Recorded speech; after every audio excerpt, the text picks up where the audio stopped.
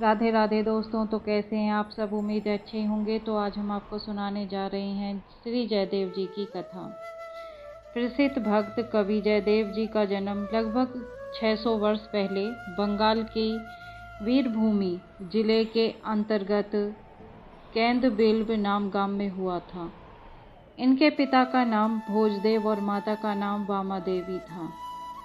ये भोजदेव कान्याकुंज से बंगाल में आए हुए पंच ब्राह्मणों में भारद्वाज गोत्र के वंशज थे। माता पिता बालक काल से ही जयदेव जी को अकेला छोड़कर चले गए थे। ये भगवान का भजन करते हुए किसी प्रकार अपना जीवन निर्वाह कर रहे थे। पूर्व संस्कार बहुत अच्छे होने के कारण इन्होंने कष्ट में रहकर भी बहुत अच्छा विद्याभ्यास कर लिया था और सरल प्रेम के प्रभाव से भगवान श्री कृष्ण की परम कृपा के अधिकारी हो गए थे। इनके पिता को निरंजन नाम के उसी गांव के एक ब्राह्मण के कुछ पैसे देने थे। निरंजन ने जयदेव को संसार में उदासीन जानकर उनकी भगवत भक्ति से अनुचित लाभ उठाने के विचार से किसी प्रकार उनके घर द्वार हथियाने का निश्चय किया।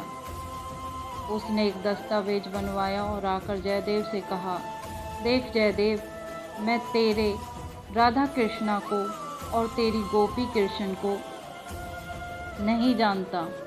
या तो अभी मेरे पैसे ब्याज समेत दे दे, नहीं तो इस दस्तावेज पर हस्ताक्षर करके अपना घर द्वार मेरे नाम कर दे, नहीं तो मैं इस पर कब्जा कर लूँगा। जयदेव तो स्वार्थहीन निस्पर्ध थे। इन्हें घर द्वार में रत्ती भर भी ममता नहीं थी। इन्होंने कलम उठाकर उसी क्षण दस्तावेज पर हस्ताक्षर कर दिए। निरंजन कब्जा करने की तैयारी से आया ही था। उसने तुरंत घर पर कब्जा कर लिया। इतने में ही निरंजन की छोटी कन्या दौड़ती हुई अपने घर से आकर निरंजन से कहने लगी, बाबा जल्दी चलो, घर में आग लग गई है, सब जल गया। भक्त जयदेव वहीं थे। उनके मन में द्वेष हिंसा तो लेस मात्र भी नहीं थी। निरंजन के घर में आग लग गई इसकी खबर सुनकर वे भी उसी क्षण दौड़ते हुए जलती हुई लाल लाल लपटों के अंदर उसके घर में घुस गए। जयदेव घर में घुसते ही अग्नि अदृश्य हो गई, जैसे जागते ही सपना। जयदेव की इस अलौकिक शक्ति को देखते ही निरंजन की आंखों में आंसू भर आए। अपनी अपवित्र करनी पर पछताता हुआ निरंजन जयदेव के चरणों में गिर पड़ा और दस्तावेज को फाड़कर कहने लगा, देव, मेरा अपराध क्षमा करो। मैंने लोभवश थोड़े से पैसों के लिए जानबूझकर बेईमानी से तुम्हारा घर द्वार छीन लिया है। आज तुम न होते तो मेरा तमाम घर खाक हो गया होता। धन्य हो तुम। आज मैंने भगवत भक्ति का प्रभाव जाना। उसी दिन से निरंजन का हृदय शुद्ध हो गया और वह जयदेव के संग से लाभ उठाकर भगवान के भजन कीर्तन में समय बिताने लगा। भगवान की अपने ऊपर इतनी कृपा देखकर जयदेव का हृदय द्रवित हो गया। उन्होंने घर द्वार छोड़कर पुरुषोत्तमपुरी क्षेत्र जाने का विचार किया और अपने घर के पराशर नामक ब्राह्मण को साथ लेकर वे पुरी की ओर चल पड़े। भगवान का भजन कीर्तन करते मगन हुए जयदेव जी चलने लगे। एक दिन रास्ते में जयदेव जी को बहुत दूर तक कहीं जल नहीं मिला। बहुत जोर की गर्मी पड़ रही थी। वे प्यास के मारे व्याकुल होकर जमीन पर गिर पड़े। तब भक्त वात्सल करुणामय भगवान श्री हरि ने स्वयं गोपाल बालक के वेश में पधार कर जयदेव को कपड़े से हवा की और जल तथा मधुर दूध पिलाया। उसके बाद मार्ग बताकर उन्हें शीघ्र ही पुरी पहुंचा दिया। अवश्य ही भगवान को छल वेश में उस समय जयदेव जी और उसके साथी पराशर ने पहचाना नहीं। जयदेव जी प्रेम में डूबे हुए सदा श्री कृष्ण का नाम गान करते रहते थे। एक दिन भावावेश में आसक्त उन्होंने देखा मानो चारों ओर सुशील पर्वत श्रेणी है, नीचे कलकल नंदनी कालंदनी बह रही है। यमुना तीर पर कदम्ब के नीचे खड़े हुए भगवान श्री कृष्ण मुरली हाथ में लिए मुस्कुरा रहे हैं। यह दृश्य देखते ही जयदेव जी के मुख से एकदम यह गीत निकल पड़ा।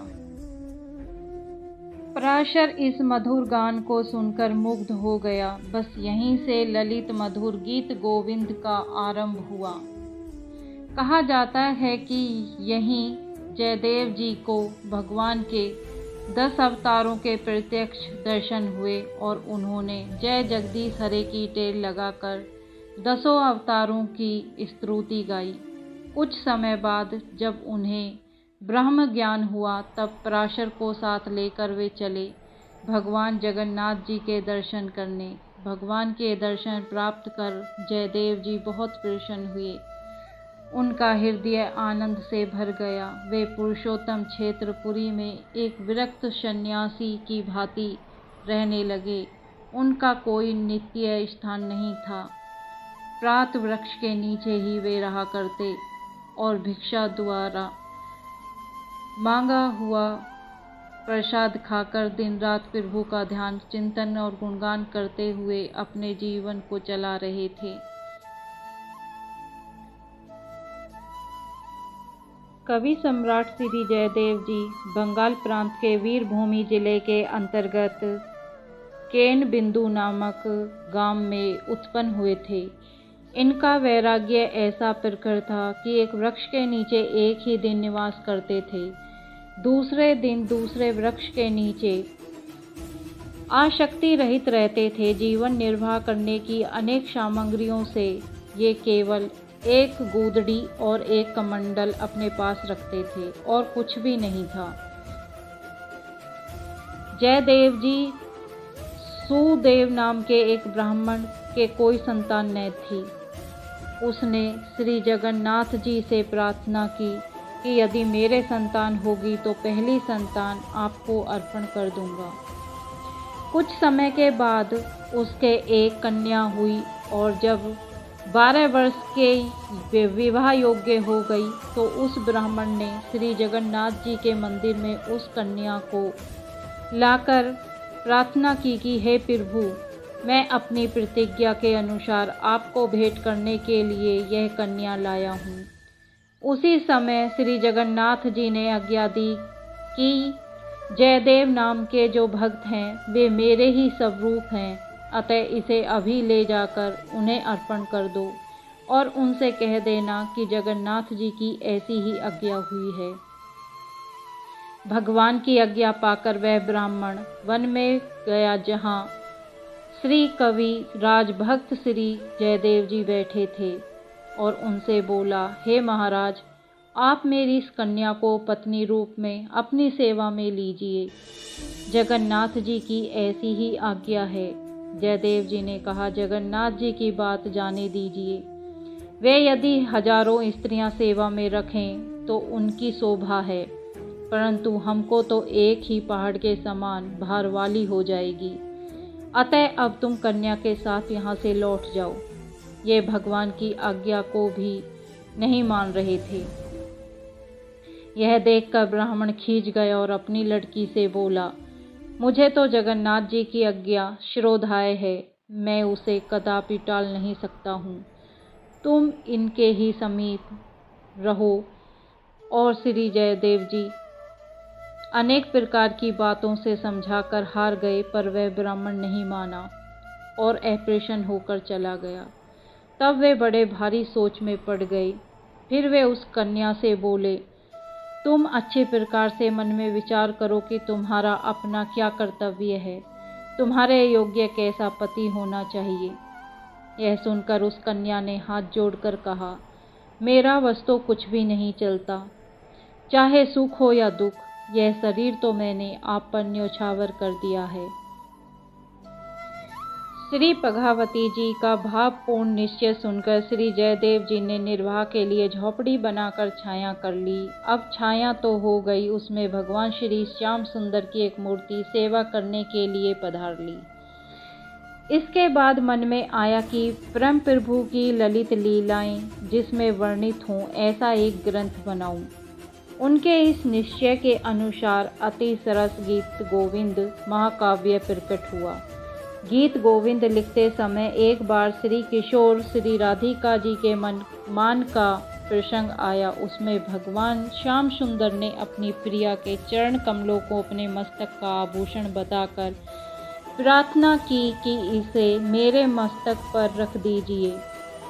इस आशय का पद आपके हृदय में आया पर उसे मुख से कहते तथा पद के द्वारा ग्रंथ में लिखते समय सोच विचार में पड़ गए कि इस गुप्त रहस्य को कैसे प्रकट किया जाए।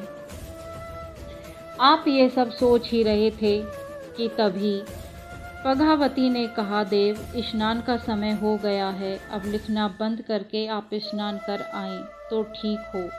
जयदेव जी ने कहा, पघा जाता हूँ पर क्या करूँ, मैंने एक गीत लिखा है परंतु उसका शेष चरण ठीक नहीं बैठता, तुम भी सुनो।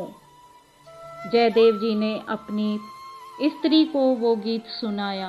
गीत सुनकर जयदेव जी बोले, इसके बाद क्या लिखूं, कुछ निश्चय नहीं कर पाता। पघावती ने कहा, इसमें घबराने की कौन सी बात है, गंगा स्नान से लौटकर शेष चरण लिख लीजिएगा। अच्छा यही सही, ग्रंथ को और कलम दवात को उठाकर रख दो, मैं स्नान करके आता हूँ। जयदेव जी इतना कहकर स्नान करने चले गए। कुछ ही मिनटों बाद जयदेव का वेश धारण कर स्वयं भगवान श्री कृष्ण पधारे और बोले, पघा जरा गीत गोविंद देना। पघावती ने आश्चर्य होकर पूछा, आप स्नान करने गए थे ना, बीच में ही कैसे लौट आए?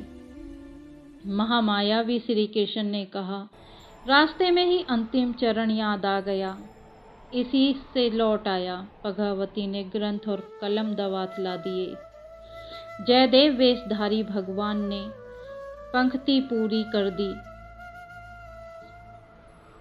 इसके बाद जल मांगकर स्नान किया और पूजा आदि से निवृत्त होकर भगवान के निवेदन किया हुआ पघावती के हाथ से बना हुआ भोजन पाकर पलंग पर लेट गए। पघावती पत्तल में बचा हुआ प्रसाद पाने लगी। इतने में ही स्नान करके जयदेव जी लौट आई। पति को इस प्रकार आते देखकर पघावती सहम गई और जयदेव भी पत्नी को भोजन करते देखकर आश्चर्यचकित हो गए। जयदेव जी ने कहा, यह क्या पघा, आज तुम श्री माधव को भोग लगाकर मुझको भोजन कराए बिना ही कैसे जीम रही हो? तुम्हारा ऐसा आचरण तो मैंने कभी नहीं देखा। पघावती ने कहा, आप ये क्या कह रहे हैं? आप गीत का शेष चरण लिखने के लिए रास्ते से ही लौट आए थे। पद की पूर्ति करने के बाद आप अभी अभी तो स्नान पूजा भोजन करके लेटे थे। इतनी देर में मैं आपको नहाए हुए से आते देख रही हूँ। जयदेव जी ने आकर देखा पलंग पर कोई नहीं लेट रहा है। वे समझ गए कि आज अवश्य ही यह भक्त वत्सल की कृपा हुई है। फिर कहा, अच्छा पघा, लाओ तो देखें गीत की पूर्ति कैसे हुई है। पघावती ग्रंथ ले आई। जयदेव जी ने देखकर मन ही मन कहा, यही तो मेरे मन में था पर मैं संकोचवश लिख नहीं रहा था। फिर वे दोनों हाथ उठाकर रोते रोते पुकार कर कहने लगे, हे कृष्ण, हे नंदलाल, हे राधा वल्लभ, हे ब्रजनंदन, हे गोकुल रतन, हे करुणा सिंधु, हे गोपाल, हे प्राण प्यारे, आज किस अपराध से इस किंकर को त्याग कर आपने केवल पग का मनोरथ पूर्ण किया। इतना कहकर श्री जयदेव जी पघावती की पत्तल से श्री हरि का प्रसाद उठाकर खाने लगे। पघावती ने कितनी ही बार रोककर कहा, नाथ आप मेरा झूठन ना खाएं, परंतु प्रभु प्रसाद के लोभी भक्त जयदेव ने उसकी एक भी नहीं सुनी। इस घटना के बाद उन्होंने गीत गोविंद को शीघ्र ही समाप्त कर दिया। इसके बाद वे किसी को गाते मस्त होते उसी को गाते घूमते, वे गाते गाते जहाँ कहीं जाते वहीं भक्तों का कोमल क्रांत गीत सुनने के लिए श्री नंद नंदन छिपे हुए उनके पीछे पीछे रहते। धन्य है प्रभु। अंतकाल में श्री जयदेव जी अपनी पति परायण पत्नी पघावती और भक्त परायण श्री निरंजन आदि को साथ लेकर वृंदावन चले गए और वहाँ भगवान श्री कृष्ण की मधुर लीला देख देख कर आनंद लूटते रहे। एक बार का प्रसंग है। जगन्नाथ धाम का राजा पंडित था। उसने भी एक पुस्तक बनाई और उसका गीत गोविंद नाम रखा। उसमें भी श्री कृष्ण चरित्रों का वर्णन था। राजा ने ब्राह्मण को बुलाकर कहा कि यही गीत गोविंद है, इसकी प्रतिलिपियां करके पढ़िए और देश देशांतर में प्रचार कीजिए। इस बात को सुनकर विद्वान ब्राह्मणों ने असली गीत गोविंद को खोलकर दिखा दिया और मुस्कुराकर बोले कि यह तो कोई नई दूसरी पुस्तक है, गीत गोविंद नहीं है। राजा का तथा राजभक्त विद्वानों का आग्रह था कि यही गीत गोविंद है। इससे लोगों की बुद्धि भ्रमित हो गई। कौन सी पुस्तक असली है, कौन सी नकली है, यह निर्णय करने के लिए दोनों पुस्तकें श्री जगन्नाथ जी के मंदिर में रखी गईं। बाद में जब पट खोले गए तो देखा गया कि जगन्नाथ जी ने राजा की पुस्तक को दूर फेंक दिया है और श्री जयदेव की पुस्तक गीत गोविंद को अपनी छाती से लगा लिया है। इस दृश्य को देखकर राजा अत्यंत लज्जित हुआ। अपनी पुस्तक का अपमान जानकर बड़े भारी शोक में पड़ गया और निश्चय किया कि अब मैं समुद्र में डूबकर मर जाऊंगा। जब राजा डूबने जा रहा था तो उस समय प्रभु ने दर्शन देकर आज्ञा दी कि तुम समुद्र में मत डूब। श्री जयदेव की गीत गोविंद जैसा दूसरा ग्रंथ नहीं हो सकता है, इसलिए तुम्हारा शरीर त्याग करना व्यर्थ है। अब तुम ऐसा करो कि गीत गोविंद के 12 सर्ग में अपने 12 श्लोक मिलाकर लिख दो। इस प्रकार तुम्हारे 12 श्लोक उसके साथ प्रचलित हो जाएंगे, जिसकी प्रसिद्धि तीनों लोकों में फैल जाएगी। एक बार एक माली की लड़की बैंगन के खेत में बैंगन तोड़ते समय गीत गोविंद के 5वें सर्ग की अष्टपदी को गा रही थी। उस मधुर गान को सुनने के लिए श्री जगन्नाथ जी, जो उस समय अपने श्री अंग पर महीन एवं ढीली पोशाक धारण किए हुए थे, उसके पीछे पीछे डोलने लगे। प्रेमवश बेसुध होकर लड़की के पीछे पीछे घूमते ने से कांटों में उलझकर श्री जगन्नाथ जी के वस्त्र फट गए। उस लड़की के गान बंद करने पर आप मंदिर में पधारे। फटे वस्त्रों में देखकर पुजारी से राजा ने आश्चर्यचकित होकर पूछा, अरे यह क्या, ठाकुर जी के वस्त्र कैसे फट गए? पुजारियों ने कहा कि हमें तो कुछ भी मालूम नहीं है। तब श्री ठाकुर जी ने स्वयं बताया। राजा ने प्रभु की रुचि जानकर पालकी भेजी, उसमें बिठाकर उस लड़की को बुलवाया। उसने आकर ठाकुर जी के सामने नृत्य करते हुए उसी अष्टपदी को गाकर सुनाया। प्रभु अत्यंत प्रसन्न हुए। तब से राजा के मंदिर में नित्य गीत गोविंद की व्यवस्था की गई। उच्च घटना से गीत गोविंद के गायन को अति गंभीर रहस्य जानकर पुरी के राजा ने चारों तरफ यह ढिंढोरा पिटवाया कि कोई राजा हो या रंक, सभी को उचित है कि इस गीत गोविंद का मधुर स्वर से गान करें। उस समय ऐसी भावना रखें कि प्रिया प्रीतम श्री श्याम सुंदर समीप विराजमान होकर गीत गोविंद को सुन रहे हैं। गीत गोविंद के महत्व को मुल्तान के एक मुगल सरदार ने एक ब्राह्मण से सुन लिया। उसने घोषित रीति के अनुसार गान करने का निश्चय करके अष्टपदों को याद कर लिया। जब वह घोड़े पर चढ़कर चलता था तो उस समय घोड़े पर आगे विराजमान भगवान को विराजमान करके ऐसा ध्यान करता था और फिर गाता था। एक दिन उसने घोड़े पर प्रभु को आसन नहीं दिया और गान करने लगा। फिर क्या देखता है कि रास्ते में घोड़े के आगे आगे मेरी ओर मुख किए हुए श्याम सुंदर पीछे को चलते हैं और गान सुन रहे हैं। घोड़े से उतरकर उसने प्रभु के चरण स्पर्श किए तथा नौकरी छोड़कर विरक्त वेश धारण कर लिया। गीत गोविंद का अनंत प्रताप है। स्वर्ग की देवगणाएं भी इसका गान करती हैं। इसकी महिमा का वर्णन कौन कर सकता है, जिस पर स्वयं रीझ कर भगवान ने उसमें अपने हाथ से पद लिखा है। श्री जयदेव जी को एक बार एक सेवक ने अपने घर बुलाया। दक्षिणा में आग्रह करके कुछ मोहरे देने लगा। इन्होंने मना कर दिया। मना करने पर भी उसने इनकी चादर में कुछ मोहरे बांध दी। ये अपने आश्रम को चलने लगे। रास्ते में इन्हें कुछ ठग मिल गए। इन्होंने उनसे पूछा कि तुम लोग कहाँ जाओगे। ठगों ने उत्तर दिया, जहाँ तुम जा रहे हो वहीं हम भी जाएंगे। श्री जयदेव जी समझ गए कि ये ठग हैं। इन्होंने गांठ खोलकर सब मोहरे उन्हें दे दी और कहा कि इनमें से जितनी मोहर आप लेना चाहें ले लें। उन दुष्टों ने अपने मन में सोच विचार कर कहा कि इन्होंने मेरे साथ चालाकी की है।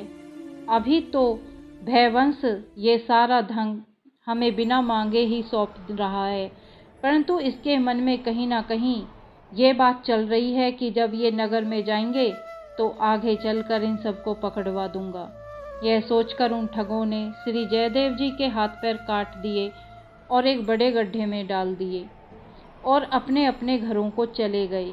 थोड़े समय बाद ही वहाँ एक राजा लक्ष्मण सेन आया। उसने देखा कि श्री जयदेव जी संकीर्तन कर रहे हैं और गड्ढे में दिव्य प्रकाश छाया है तथा हाथ पैर कटे होने पर भी वे परम प्रसन्न हैं।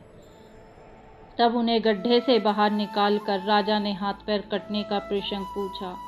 जयदेव जी ने उत्तर दिया कि मुझे इस प्रकार का शरीर प्राप्त हुआ है, किसी ने मेरे साथ कुछ भी गलत नहीं किया है। श्री जयदेव जी के दिव्य दर्शन एवं मधुर वचन अमृत को सुनकर राजा ने मन में विचारा कि मेरा बड़ा भारी सौभाग्य है कि ऐसे संत के दर्शन प्राप्त हुए। राजा उन्हें पालकी में बिठाकर घर ले आया। चिकित्सा के द्वारा कटे हुए हाथ पैरों के घाव ठीक करवाए।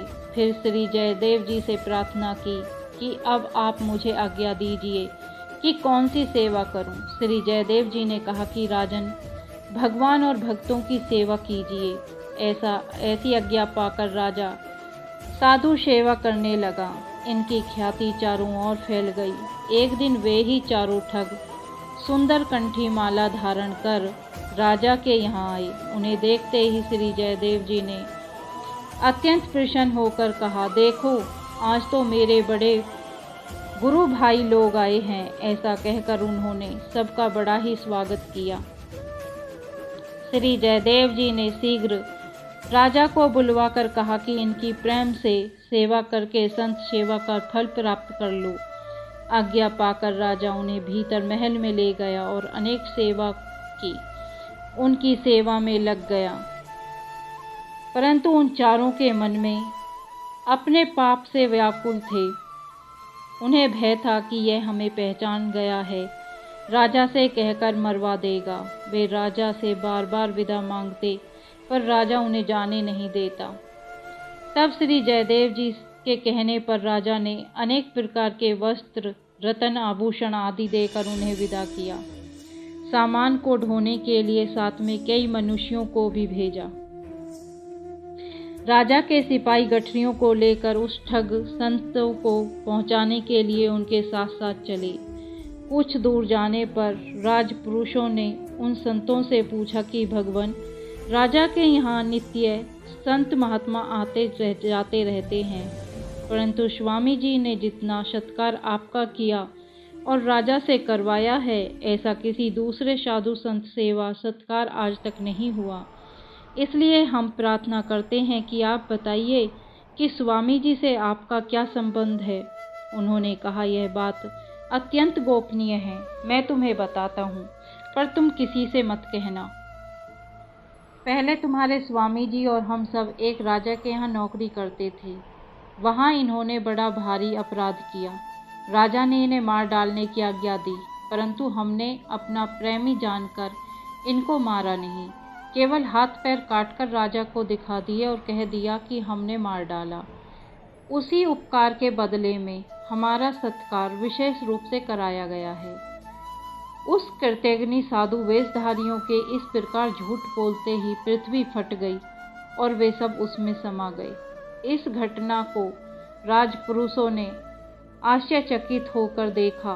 वे सब के सब दौड़कर स्वामी जी के पास आए और जैसा हाल था कह सुनाया। उसके सुनते ही श्री जयदेव जी दुखी होकर हाथ पैर मलने लगे।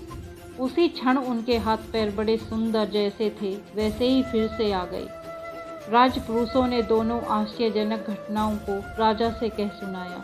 हाथ पैर पूरे होने की जानकारी घटना सुनकर राजा अति प्रसन्न हुआ। उसी समय वह दौड़कर स्वामी जी के समीप आया और चरणों में सिर रखकर पूछने लगा, प्रभु कृपया करके इन दोनों चरित्रों का रहस्य खोल कर कहिए कि क्यों धरती फटी और उसमें सब साधु कैसे समाई, आपके हाथ पैर कैसे निकल आए। राजा ने स्वामी से जब अत्यंत हठ किया तब उन्होंने सब बात खोल कर कह दी। फिर बोले कि देखो राजन, यह संतों की बड़ी भारी महिमा है। संतों के साथ चाहे कोई जैसा चाहे वैसा कर ले, जितनी बुराई कर सकता है करे, पर उस बुराई करने वाले का बुरा न सोचकर बदले में उसके साथ भलाई ही करते हैं। साधुता का त्याग न करने पर संत महापुरुष भगवान श्री श्याम सुंदर मिल जाते हैं। राजा ने श्री जयदेव जी का नाम तो सुना था, पर उनके कभी दर्शन नहीं किए थे। आज जब उसने श्री जयदेव जी के नाम गाम को जाना तो प्रसन्न होकर कहने लगा कि आप कृपया कर यहाँ विराजिए। आपके यहाँ विराजने से मेरे पूरे देश में प्रेम भक्ति फैल गई है। श्री जयदेव जी की आज्ञा से राजा किंदबिल्ब आश्रम में से उनकी पत्नी श्री पघावती को लिवा लाए। श्री पघावती जी रानी के निकट रानीवास में रहने लगी। एक दिन जब रानी पघावती के निकट बैठी थी, उसी समय किसी ने आकर रानी को सूचित किया कि तुम्हारा भाई शरीर छोड़कर देवलोकवासी हुआ और तुम्हारी भावजों में से एक सती हो गई। यह सुनकर रानी को अत्यंत आश्चर्य हुआ कि हमारी भाभी कितनी बड़ी सती साध्वी थी। श्री पघमावती जी को इससे कुछ भी आश्चर्य न हुआ।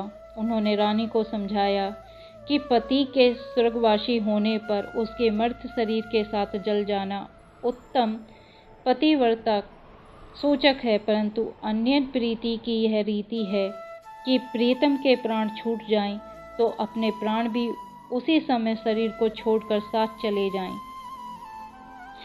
पघावती जी ने रानी की भावियों की प्रशंसा नहीं की। इससे रानी ने व्यंग करते हुए कहा कि आपने जैसी पतिव्रता बताई है ऐसी तो केवल आप ही हैं।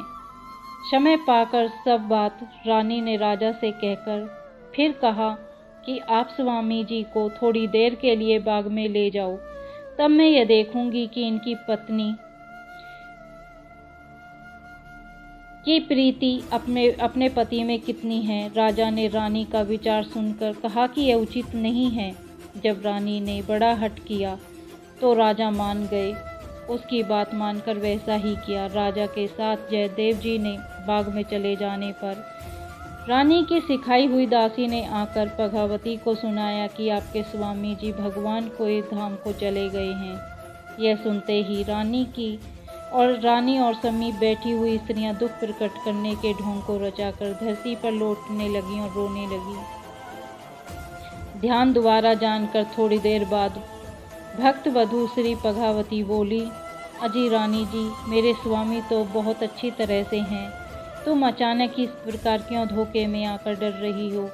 रानी की माया का श्री पघावती पर कुछ भी प्रभाव नहीं हुआ। भेद खुल गया। इससे रानी को बड़ी लज्जा हुई। जब कुछ दिन बीत गए तो फिर दूसरी रानी ने उसी प्रकार की तैयारी करके माया जाल रचा। श्री पद्मावती जी अपने मन में समझ गई थी कि रानी परीक्षा लेना चाहती हैं तो परीक्षा दे ही देनी चाहिए। इस बार जैसे ही किसी दासी ने आकर कहा, जी स्वामी जी, तो प्रभु को प्राप्त हो गई, वैसे ही झटपटी प्रेम में परिपूर्ण होकर श्री पद्मावती ने अपने प्राण छोड़ दिए।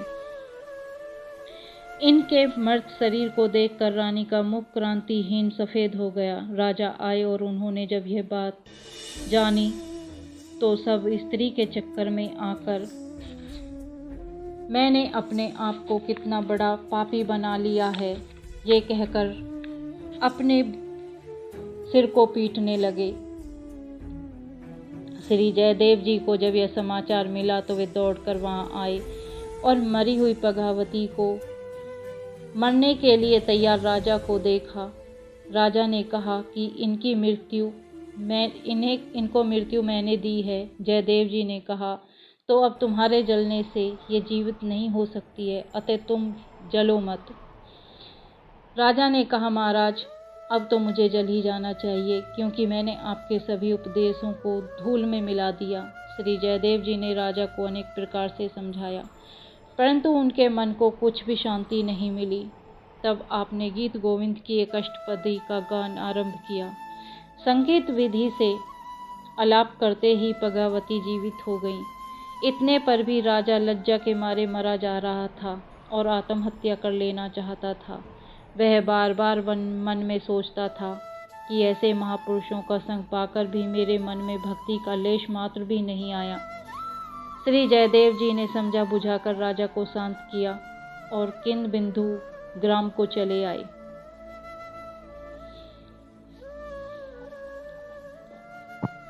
श्री जयदेव जी जहाँ आश्रम था वहाँ से गंगा की धारा 18 कोस दूर थी, परंतु आप योग बल से नित्य गंगा स्नान करते थे। जब आपका शरीर अत्यंत वृद्ध हो गया तब भी आप अपने गंगा स्नान के नित्य नियम को कभी नहीं छोड़ते थे। इनके बड़े भारी प्रेम को देखकर इन्हें सुख देने के लिए रात को सपने में श्री गंगा जी ने कहा, अब तुम स्नानार्थ इतनी दूर मत आया करो, केवल ध्यान में ही स्नान किया करो, धारा में जाकर स्नान करने का हठ मत करो। श्री जयदेव जी ने इस आज्ञा को स्वीकार नहीं किया। तब फिर श्री गंगा जी ने सपने में कहा, तुम नहीं मानोगे तो मैं तुम्हारे आश्रम के निकट सरोवर में आ जाऊंगी। तब आपने कहा, मैं कैसे विश्वास करूं कि आप आ गई हैं। गंगा जी ने कहा, जब आश्रम के समीप जलाशय में कमल खिले देखना, तब विश्वास करना कि गंगा जी आ गई। ऐसा ही हुआ। खिले हुए कमलों को देखकर श्री जयदेव जी ने वहीं स्नान करना आरंभ किया। अंत समय में जयदेव जी अपनी पतिव्रता पत्नी पद्मावती के साथ वृंदावन आ गए थे और वहीं पर लीला मिया की लीलाओं का आनंद लेते हुए इन दोनों ने अपना शरीर पूर्ण किया। तो कैसी लगी आपको ये कथा? लाइक करें, शेयर करें, सब्सक्राइब करें और कमेंट में राधे राधे लिखना ना भूलें। राधे राधे।